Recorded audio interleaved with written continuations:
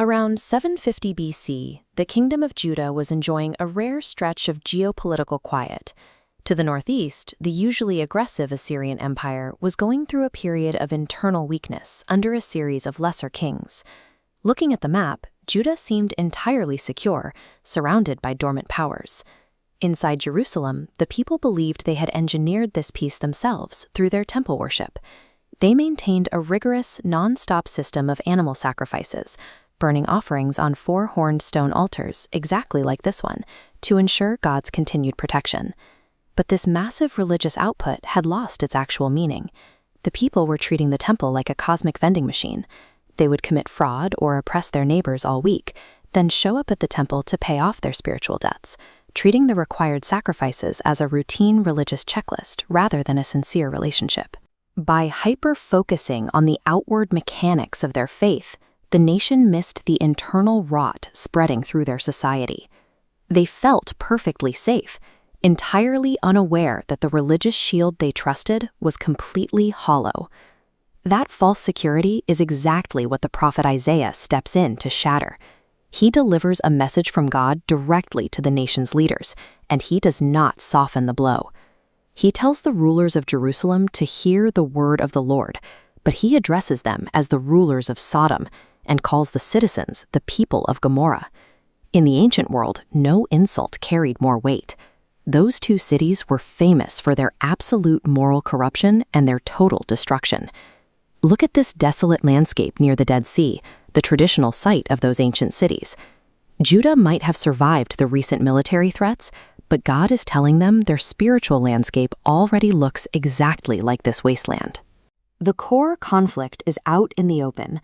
The people are trusting in the very religious system that God finds deeply offensive. They keep bringing offerings, and God responds by telling them he is weary of bearing them.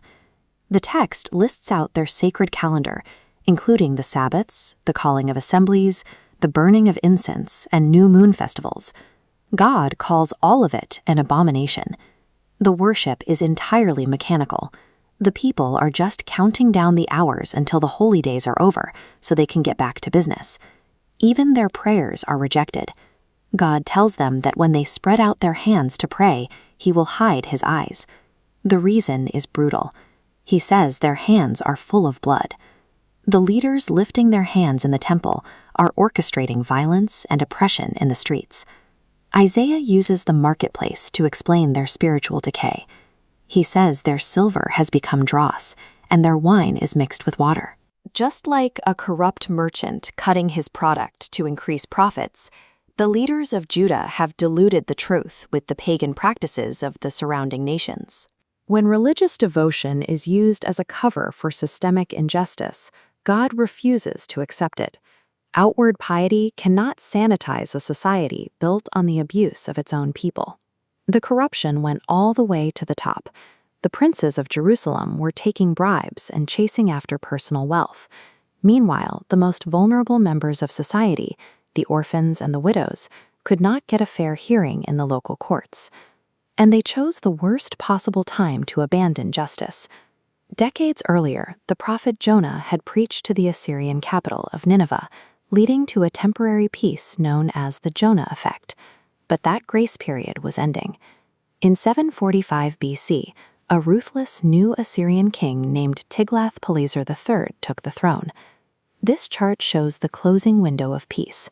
You can see the broad calm starting around 780 BC, but watch the right side of the graph. Assyrian military activity spikes dramatically after 745 BC, moving straight toward Israel and Judah.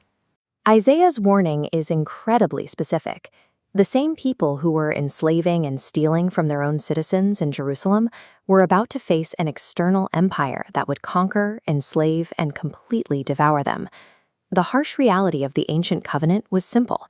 If a nation refused to protect its most vulnerable people from internal abuse, it forfeited any right to ask God for protection from external armies. Yet, right at the brink of this geopolitical disaster, God pauses. He issues a direct invitation to the nation, asking them to come and reason together with him. He offers them a total reset. Even though their sins are deep, permanent stains like scarlet and crimson dye, He promises they can become as white as snow. But this is a metaphor for moral cleansing, not a ceremonial washing in the temple. This offer requires actual change. God explicitly commands them to learn to do well, to seek fair judgment, and to actively step in and relieve the oppressed people they had been exploiting. This was their final opportunity to exit the highway leading to national collapse. The Assyrian war machine was marching closer, and this window of mercy would not stay open forever. The nation is left with a very clear, binary choice. If they are willing and obedient, God promises they will eat the good of the land. If they rebel, they will be devoured by the sword. We know from history exactly how this plays out. By 722 BC, the neighboring northern kingdom of Israel was utterly destroyed. Look at the massive stone walls of this Assyrian fortress.